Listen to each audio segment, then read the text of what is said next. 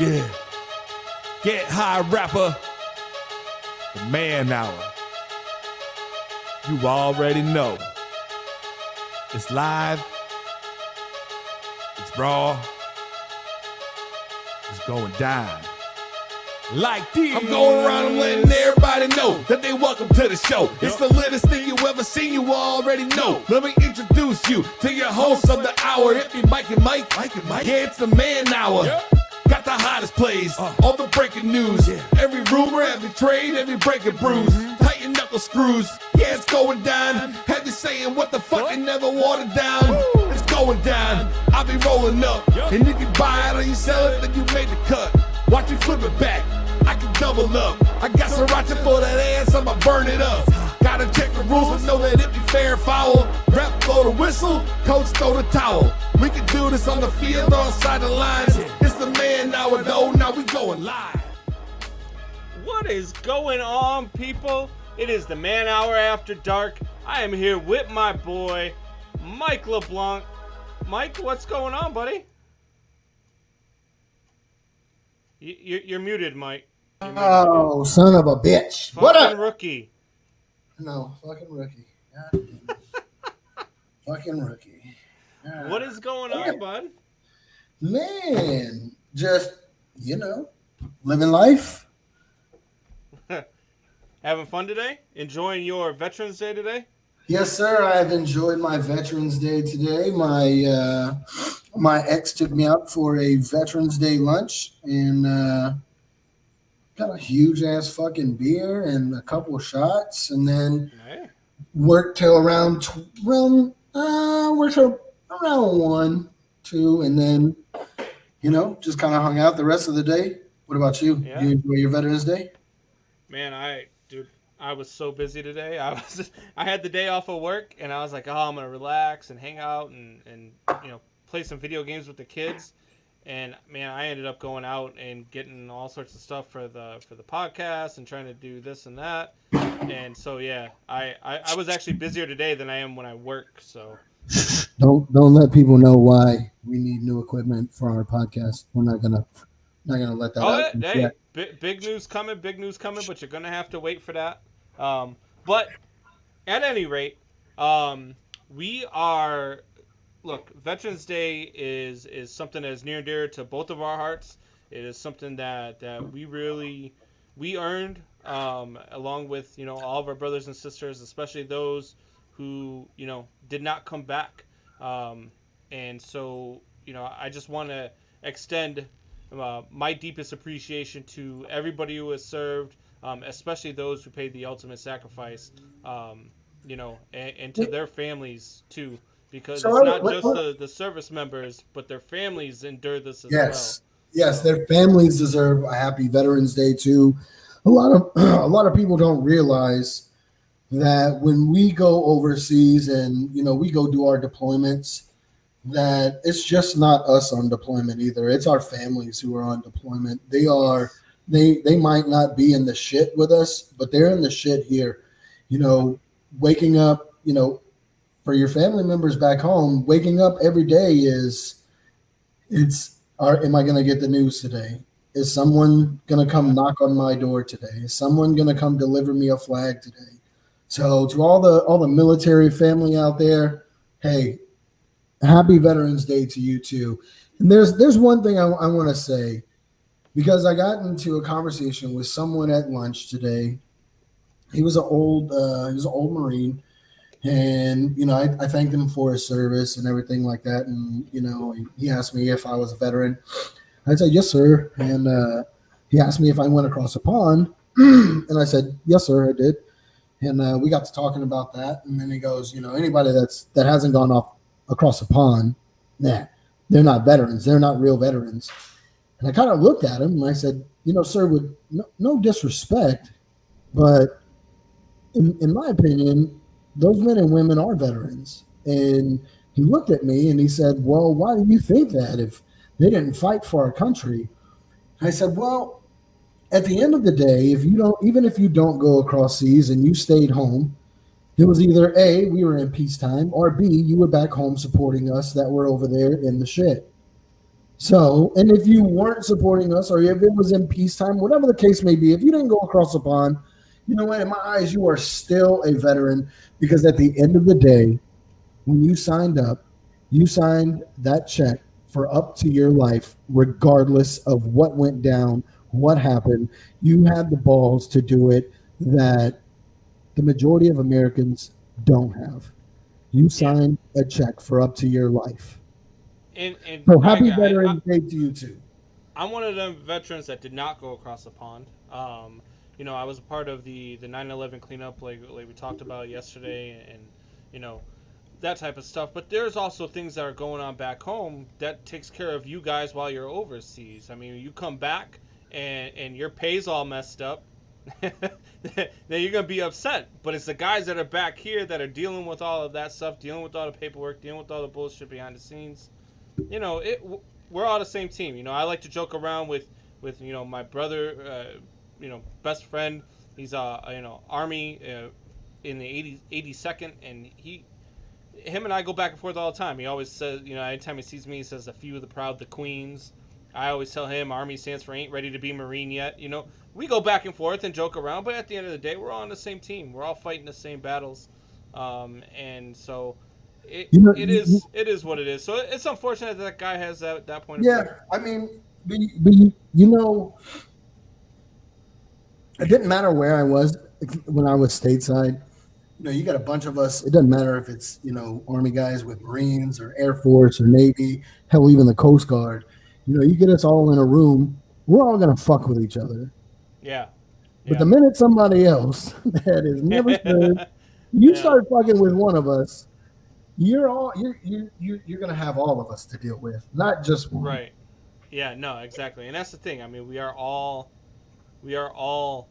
on the same team. And James Harvey chimes in and says, "Thank you both. Thank you all, veterans. You are very welcome, sir." Benz chimes in, says, "Fuck Chip. That is all. Love you, boys." Oh, I thought he was gonna. he's still He's he's still still on on shit. Chip. Oh, you're still angry, Benzie. Benzie, you're still angry. Oh, I hope I Chip's love that watching. guy, man. Mike Buckheiser chimes in, says, "I have a buddy that has a Purple Heart. It's crazy what he went through in less than a year." It is, man. Look, when you go overseas, man, you don't know, and that's the thing that I think that messes with a lot of the guys. A lot of the guys that were coming home that I was talking to, especially over in Iraq after enduring Iraqi freedom and all that, they're talking about, man, we had like 4 year olds and 5 year olds coming up to run up and give us a hug, but we had to point our weapons at them and tell them to go away because we don't know what they're strapped with. We don't know because they're crazy. Like they do He's stupid he's shit and he's not lying. So yeah, there's one thing that I'm okay with talking about. So I'm pulling guard duty, and there's this kid. I don't know, maybe like 12, 13, right? yep, Um, Walking up to our alpha, and he's got a box in his hand. So I yell out, like, "Stop! Don't move!" Like, yep, he kept walking. So we have a linguist with us. So I tell him, like, "Yo, hey, tell him to stop, or we're gonna shoot." Kid doesn't stop. So you fire a warning shot at his feet. Stops for a minute. Comes.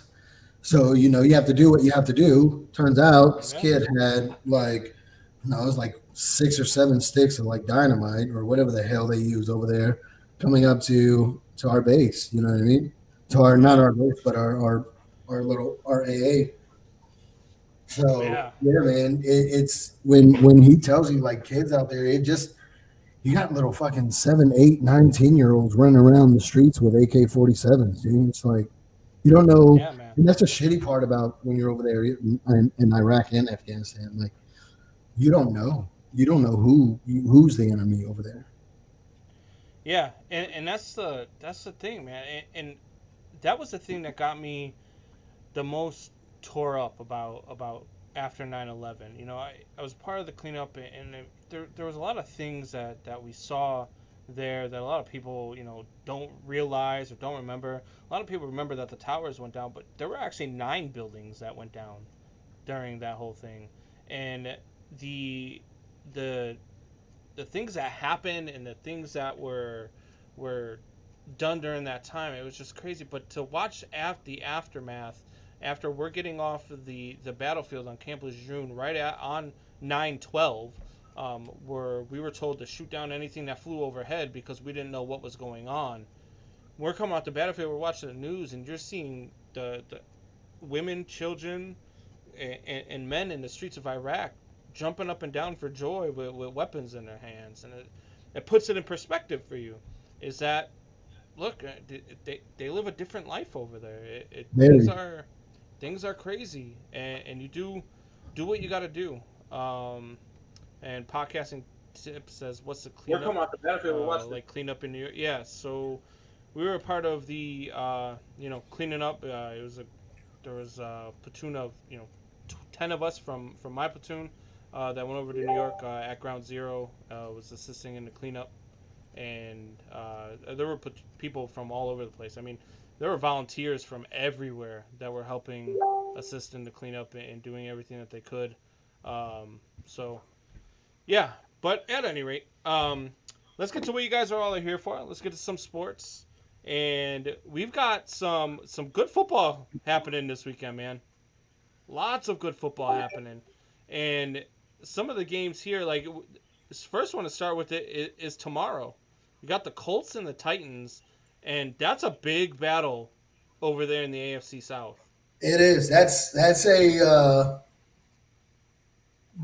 potentially a battle for the division right there. Yeah, absolutely.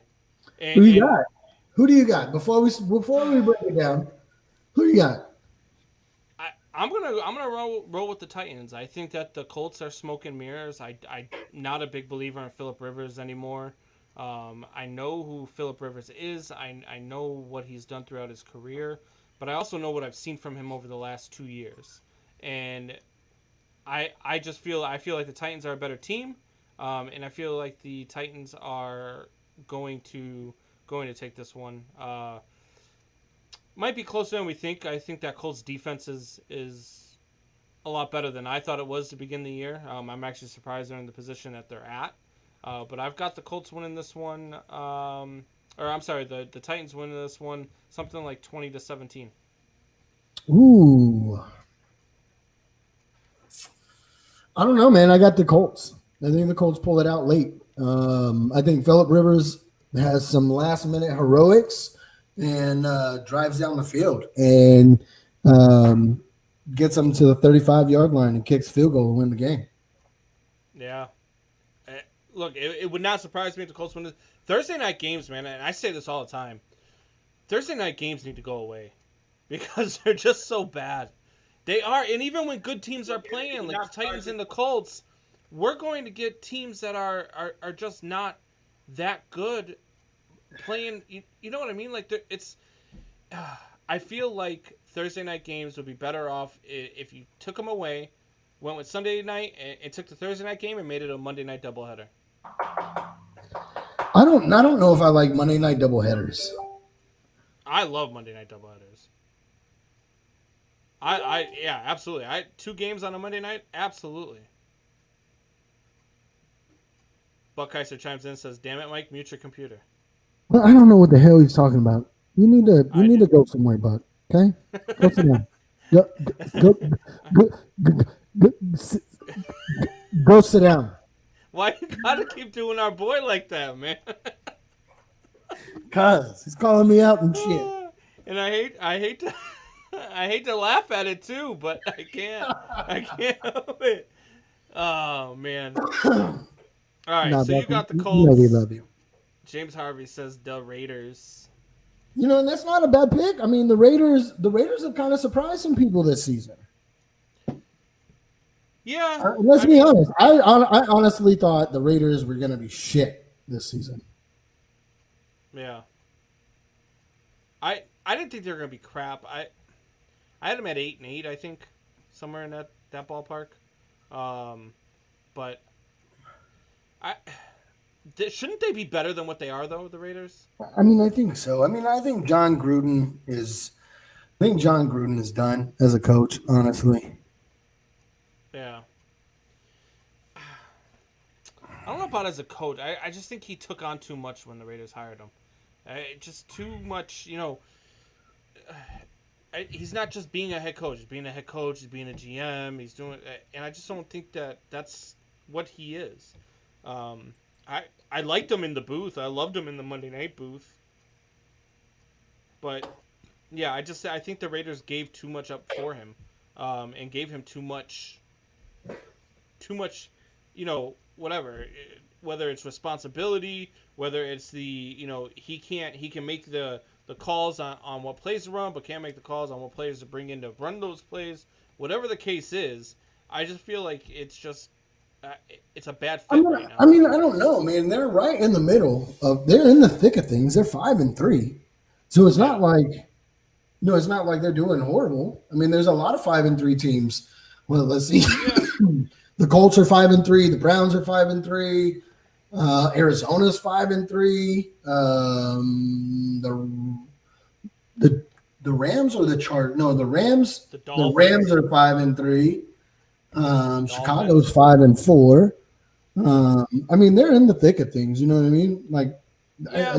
There's only a few other teams in the league that have a better record than they do, and they've beaten some notable teams also. So true, and they got the Broncos this week. That's a game that they should win, but it could also be a trap game for them. But they should go out there and it's at home. They should beat the Broncos for sure. But yeah, like James Harvey said, 6th seed right now. They're 6th seed. They're a playoff team right now. Yeah, no, absolutely. And it's just like I said. It's just like I said. What was it last night when we were talking to Benzie? You let any team that gets into the playoffs. I don't care. Any team that gets into the playoffs, you're a dangerous team. Yeah, and it's anybody's ball game at that point. Yeah. All right, then we got the Eagles and the Giants coming up on Sunday. Why are we even breaking down the trash-ass NFC East? Look, man, the problem is that the 2-7 Giants are playing the 3-4-1 Eagles for first place. For a shot at first place. It's sad because that whole fucking. Let's see what the Cowboys are 2-7, Giants are 2-7, Eagles are 3-4, Washington's 2-6. There's no real first place. So place listen in that to division. this. If Washington's playing the Lions, if Washington goes out and beats the Lions, and the Giants somehow find a way to beat the Eagles, Washington's in first place. But if Washington loses and the Giants win, Giants are now in first place. Yes, they'd be a half game, they'd be a half game behind the Giants, or behind the Eagles, because the Eagles have that tie. So that keeps the Giants. God, here comes Buck with that bullshit about the Cowboys. Oh Jesus! Buck. Cowboys will not finish in first place. Buck, calm down. God.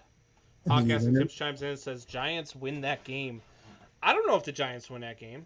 I do think the Giants win this game. I mean, you see, they hung with Tampa Bay.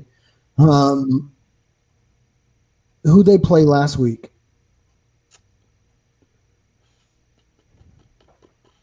Can't think of it off the top of my head. They played. Well, I'll get it up here. 1 second. They hung they beat them too. They won last week, didn't they? Yeah, they beat Washington. Yeah. So if Washington does lose and Giants win, Giants will be in first place because they've already beat the No, they'd be a half game behind the Eagles because the Eagles would only have 5 losses. Okay, gotcha. But still, the fact that a 2-7 team is playing for a chance to be within a half game of first place is absolutely disgusting. The NFC East is still anybody's division to win in that division, and that's sad. Yeah, and look, what do you do? I think the Eagles are poised to win this division. What do you do if a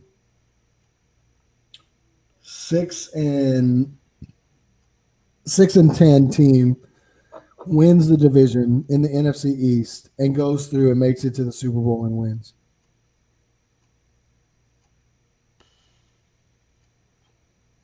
Dude, if that happens, man. I mean, it would I'm be to a the point where 2020 I don't thing even to want. happen. I don't want a 6-10 team to even be hosting a playoff game or even be in the playoffs. I I'm all mean, for changing the entire format, but if they go out and they somehow find a way to do something stupid and end up winning the Super Bowl, dude, that would be. I mean, they deserve it it would just it at would that go right point. along with 2020. I mean, Yeah, I mean they would. Yeah, I mean you deserve the win at that point. You win the Super Bowl, you deserve the win. But, Jesus, man. or if the Cowboys win first place, Cowboys go all the way through and win the Super Bowl. Yeah, I. Buckheiser said, what was he telling you a couple weeks back? Wasn't he saying something about whoever wins the NFC East is going to the NFC title game? Yeah, he did. He did say that. That's, dude, man, that's not right. I don't think it's right. I don't think it's going to happen.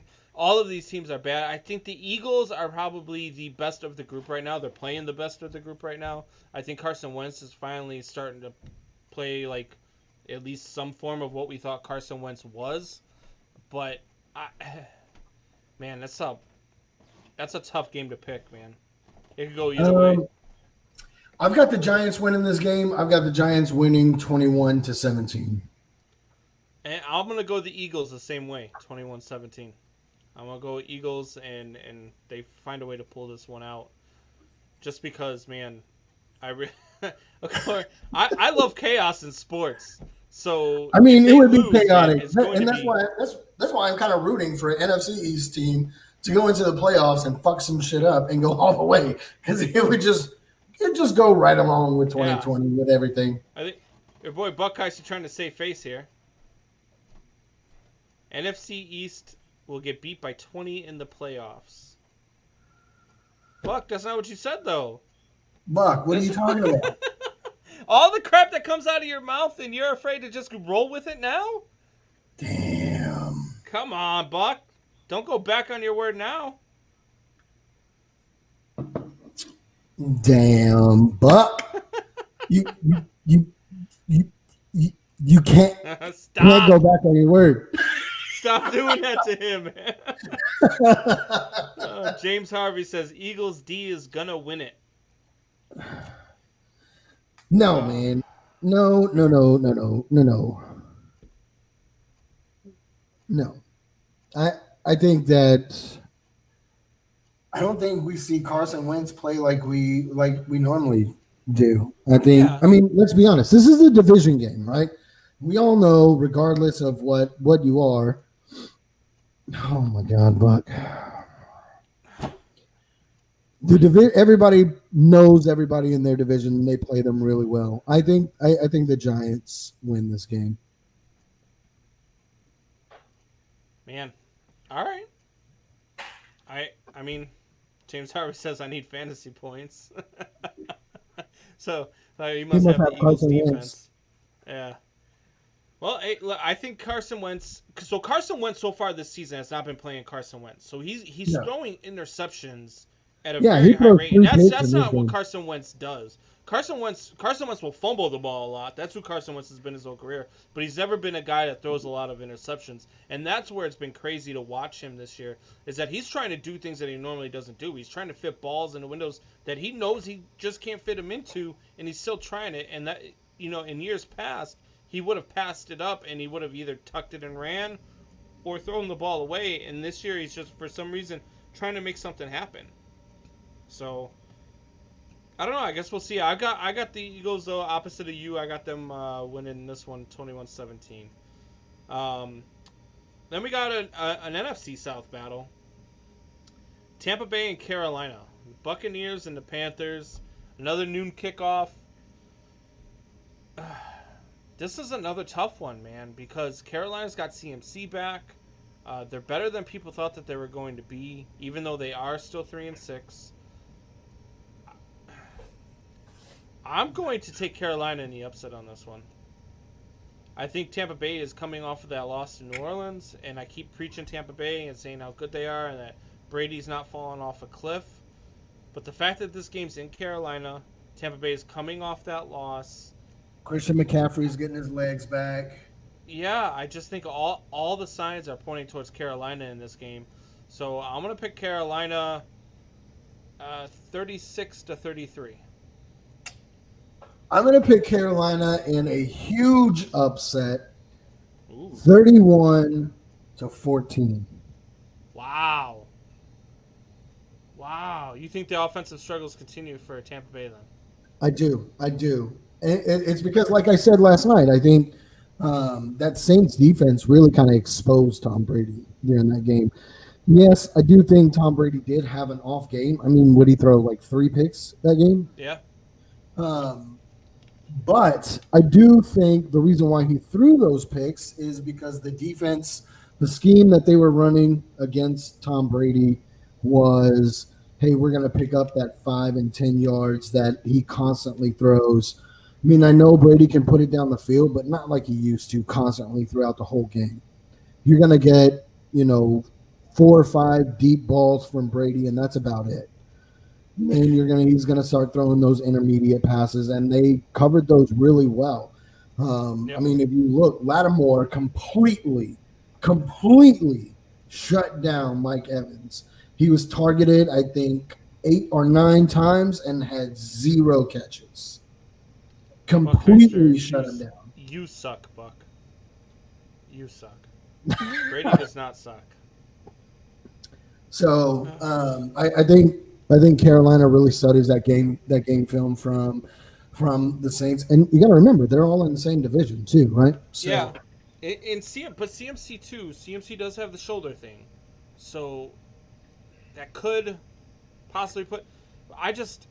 The way that they played against the Chiefs this past weekend, and the Chiefs barely pulled that one out. Was it 33-31?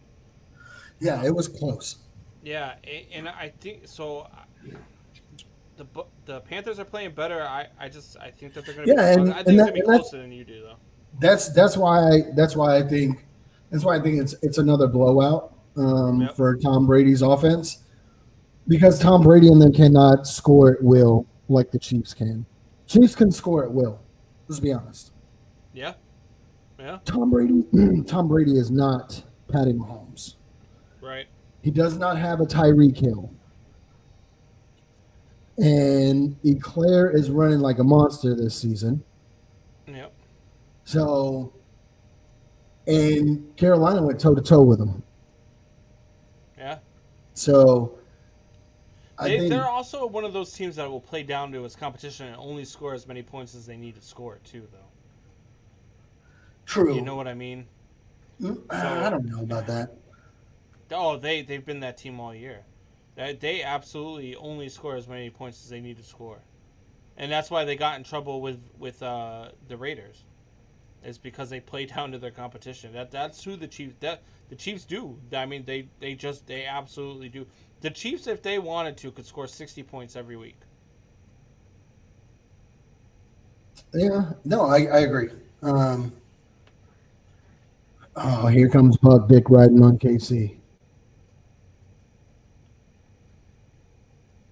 Yeah. Anyway, Carolina's got this one 31-14, and let's move on. All right. So moving on, we've also got another good one here. We've got the Los Angeles, and who would have thought we would have said this before the season that this was a good game? We got the Los Angeles Chargers and what I think could be a trap game for the Miami Dolphins. The Miami Dolphins are good and relevant. Do they stay good and relevant? Do they win this game, or do they move to 5-4? Oh, I don't know. I think this might be a trap game for them. Listen, man. I really love Justin Herbert, man. I do. I love the kid, man. I really like sitting back watching him play. his mechanics and the way he understands being in the pocket and his downfield ball, Yep. it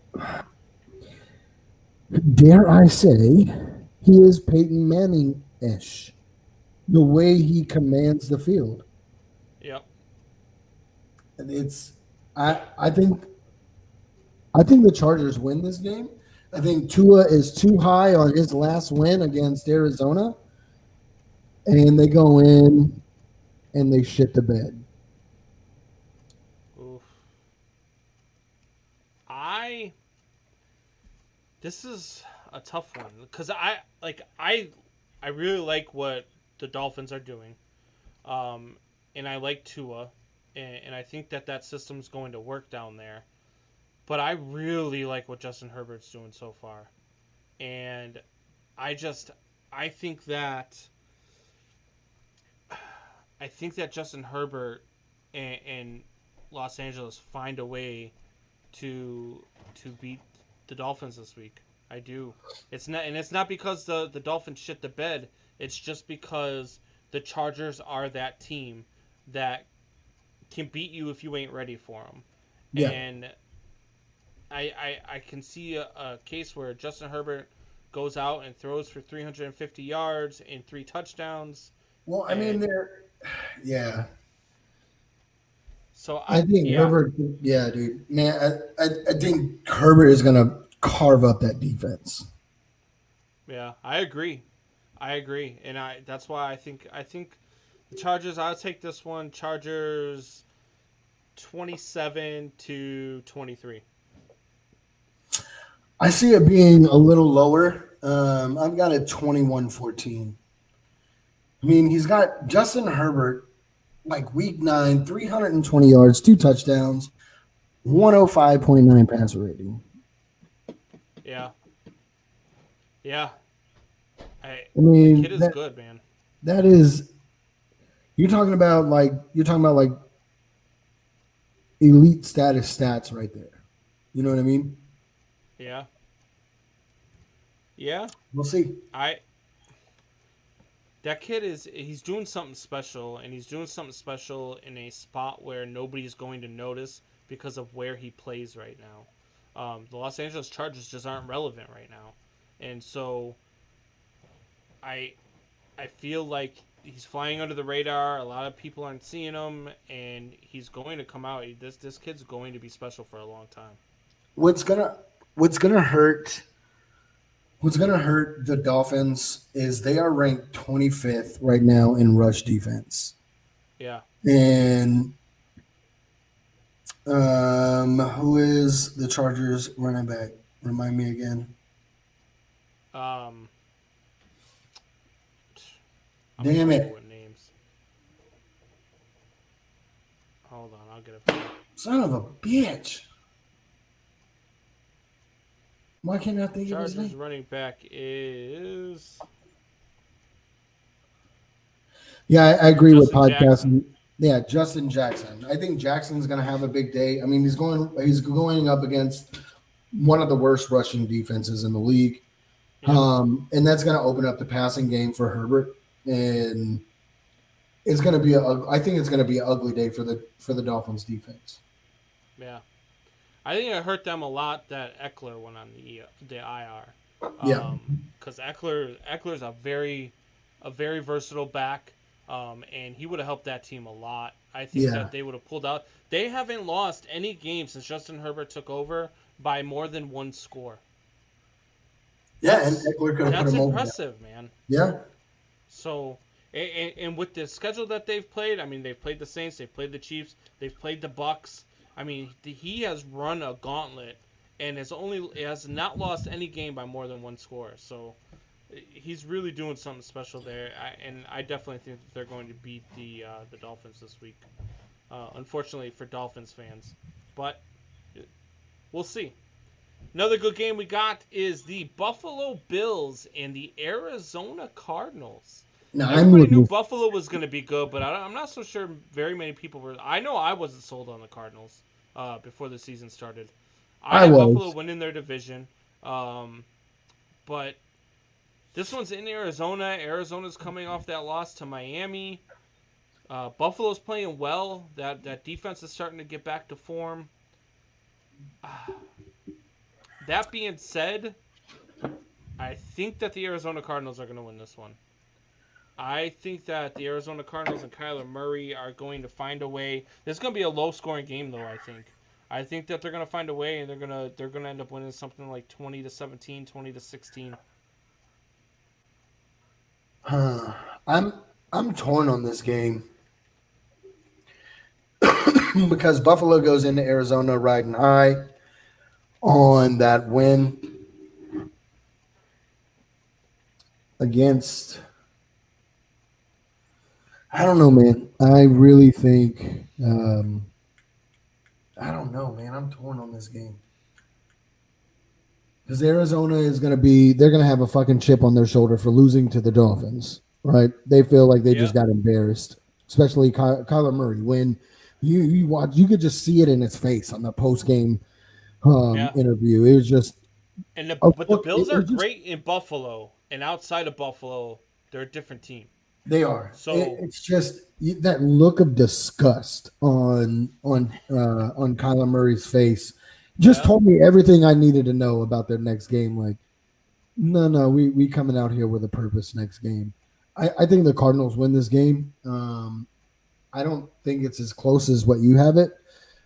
I've got Arizona putting up 38 and keeping Buffalo to maybe 20, 21.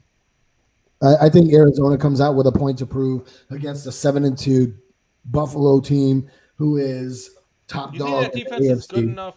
You think that, that offense is good enough to tear up that Buffalo defense like that? I do. I think Hopkins is the difference maker. I really do. And over the course of the season, you can definitely tell the chemistry between DeAndre Hopkins and Kyler Murray has gotten a lot stronger. And there's definitely more chemistry there. And you're starting to see Kyler Murray put up that 50-50 ball for DeAndre Hopkins and starting to trust him with that. You can text me the answers if you want, Buck, but they'll probably be wrong, and I probably won't use them anyway. All the stuff that spews out of your mouth. But no, look, it wouldn't surprise me either way. It would surprise me if this is a game that Arizona just runs away with, because I think Buffalo is that defense is really. I don't know. Look for Arizona to get up a lot early in the first half. Yeah. And if Buffalo does make a comeback, it's going to be in garbage time in the fourth quarter to make it look interesting. All right. So how about Seattle and the Rams? Oh, this is one of them games that Seattle needs to prove and get back into the light. Yes, this is definitely a game. This is definitely a game Seattle needs to come back and be like, you know what? We're the top dog in the NFC. Yeah. Like, I'm gonna put my nuts on your mouth right now. I'm gonna put my nuts on your chin. And I'm gonna show you why we are top dog here in the NFC. And this has to be that game. Yeah. Going up against the Rams are the team you can do it too. Yes. Yeah. Now are the Rams smoke and mirrors? Because they're 5-3. They're all smoke and mirrors. So they were I believe they were 5-3 last year when they finished. I know they started out 3-0 and they finished 9-7. So I think that they're still that same team. We shall see. So what do you got for a score in this one? Ooh.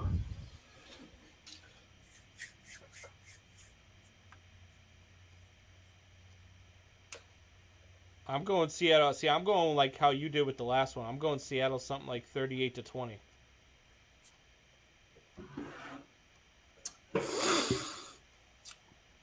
I got this as a college football score. Yeah. I got this as 42-17. Yeah. Yeah. I think Russell Wilson comes in with a point to prove, and I think that defense has even more point to prove. And Metcalf and Russell Wilson are going to go off. Yeah. All right, last game I want to get to is this one here. You've got Cincinnati and Pittsburgh. Pittsburgh's undefeated. Big Ben's been on the COVID restricted list. He didn't test positive, but he was around the players that did. He's gonna play. He's gonna play. I think he will too. And this is still a trap game for me. I still think that the Bengals somehow, some way, find a way to take this one. Bengals win 28-21. I think more like 24-21, but yeah, something in that ballpark, something in that. It's going to be a close Bengals game. Find a way. Yep, it's going to be a close game. I think Joe Burrow is a difference maker in this game. If you go back and start looking at the game film, what the Cowboys offense did to that defense. Now, let's be honest. That defense had everybody in there. Nobody was like that was their defense. And the Cowboys made them look stupid in the first 3 quarters. Yeah. Cowboys led that game all the way up until the fourth quarter. Cincinnati, and we talk about game film so much, and I don't know if like the average fan really understands what game film really means, right? So for the average fan, what game film means is, people go back and look at things that they've done in the previous week, what was good, what wasn't, what worked, what didn't, and they add it into their game plan on what they do. So I think they go back and look at the game plan. Steelers win 7-3 game-winning drive.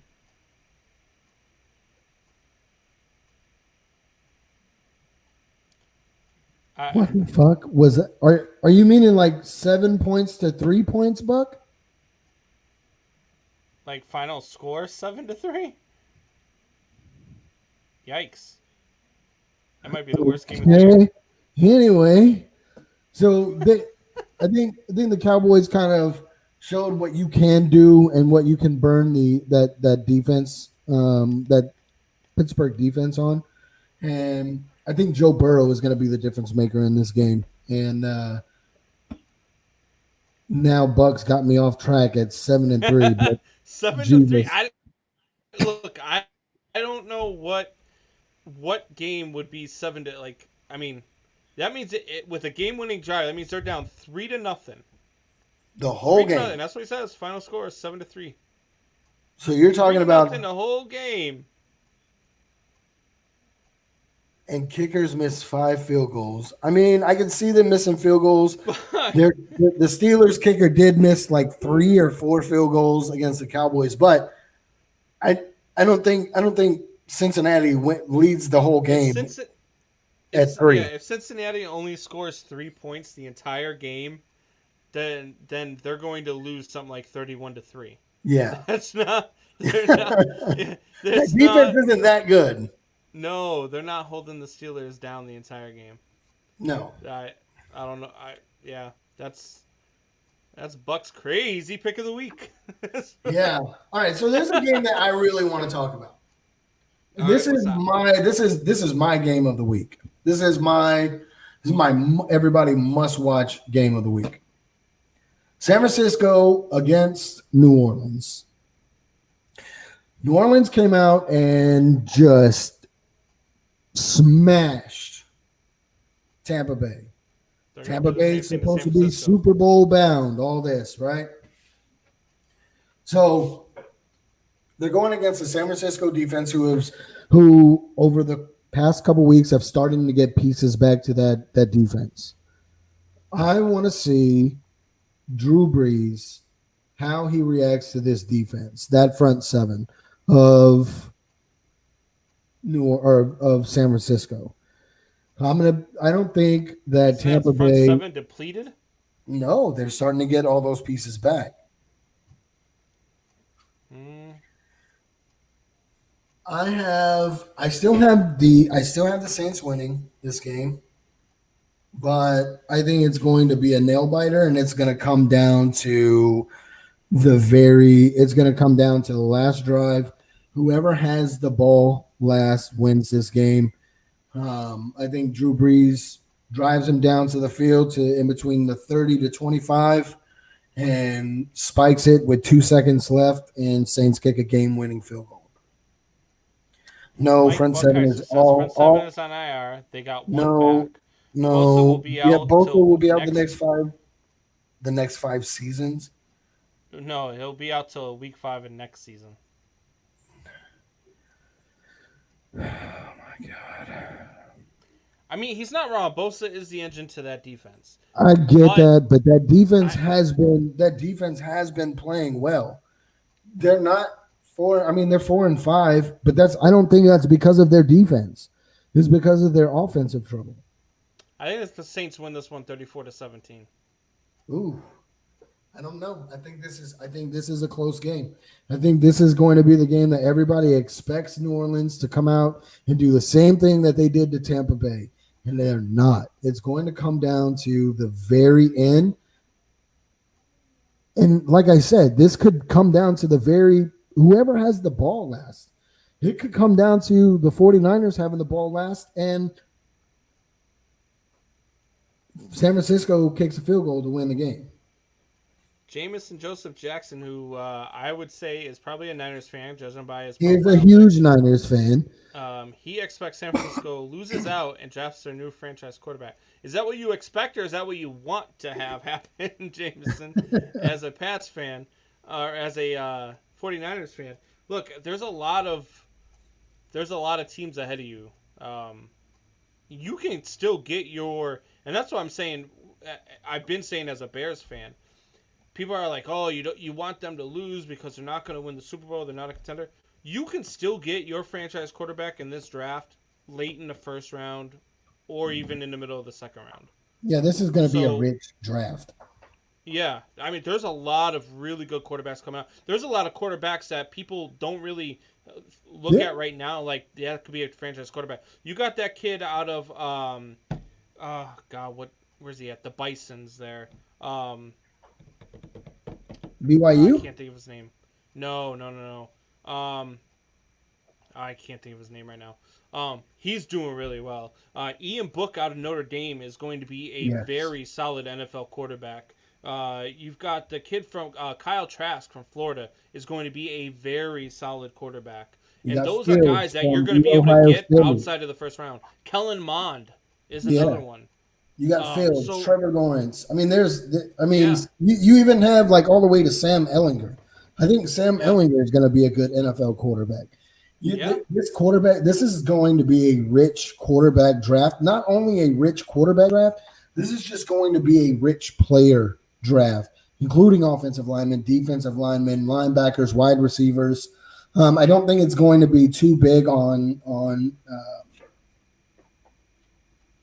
defensive backs, but the rest, I think this is in tight ends. I don't see that many tight ends, but I don't think there's 5 quarterbacks that are going to go high. That will go high. I don't think there's 5 that'll go high. You've got Justin Fields and you've got Trevor Lawrence. They're going to go 2 picks probably within the first 6.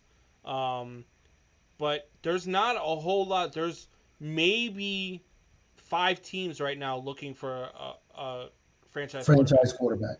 Yeah. There's the Bears, there's the Niners, there's the Jets, obviously, and then, I mean, who the Browns aren't looking for one. The Jets shouldn't be looking for one. I think Darnold is their franchise quarterback, but they're not happy with Darnold. So that's another guy who's going to get moved this offseason. So there's another quarterback that's in the market that as a Bears fan, if you don't draft one of these guys, go get Sam Darnold. Yeah. Sam Darnold is a very good quarterback trapped in a very shitty organization. They have not built around him. They have not done the things to help him succeed. So he is absolutely a guy that can get you to where you need to be as a quarterback. And I think Sam Darnold in San Francisco will make a lot of sense. A quarterback that they're ready to win now, and they're built to win now, especially with that defense. And you bring Sam Darnold, and you don't have to bring up a quarterback under Jimmy G for a year or two. Dude, Sam Darnold makes a ton of sense in San Francisco. Jameson, you hit me up. If you don't think that Sam Darnold is a good quarterback, hit me up and let me know why, because I just don't understand that take. A lot of people have that take. I The Jets, Jaguars, Washington. I agree with the Jets, the Jaguars, Washington, Bears, Cowboys. In my opinion, yes, Cowboys need a new quarterback, but Cowboys Okay, well are then, if that's the stupid. case, then there's another quarterback that's on the market in Dak Prescott. I don't think Dak Prescott comes back and is the same Dak Prescott. I do. I I don't. like Dak Prescott. I I, thought Dak Prescott, if Dak Prescott would have stayed with the Cowboys this year, they would have been a 9-7 team. They would have won this division, and it wouldn't have been close if he didn't get hurt. no, I don't think so. I agree with you. Dak Prescott was playing really good this season, and I hate to admit it, but he he still was. he still had more passing yards than like 6 quarterbacks in the league, and he's been out since week 5. Yeah, I mean he was doing good, but the Cowboys aren't going. They're not going to. They're not gonna move on from Dak, and I hope they do because I don't think Dak Prescott coming back from that compound fracture, dislocated ankle, like that's a hard injury to come back from. Yeah, dude, it's brutal. Mhm. But I mean, So look at the injury Alex Smith just came back from. yeah, I mean it took him what 2 years to come back from that. Yeah, dude, his leg looked like it went through a meat grinder. So Jameson says Sam Darnold is decent, but he's not better than Trevor Lawrence. That's where you're wrong, Jameson. And here's why. He I'm is gonna tell better you than why you're Trevor wrong. Lawrence. Yeah. I'm gonna tell you why you're wrong. The Niners aren't getting Trevor Lawrence though. They're not No. going to lose that many. Yeah. Sam Darnold is a better quarterback than Trevor Lawrence because Sam Darnold has a few years in the league. He's used to the game speed. Trevor Lawrence is not. Period. No quarterback in this draft besides Trey Lance will change his team. Who the hell is Trey Lance?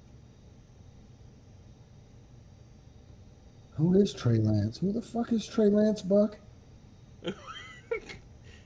Buck's over here like the Bears GM. They're like, oh, we got all these great quarterbacks. Mitch Trubisky.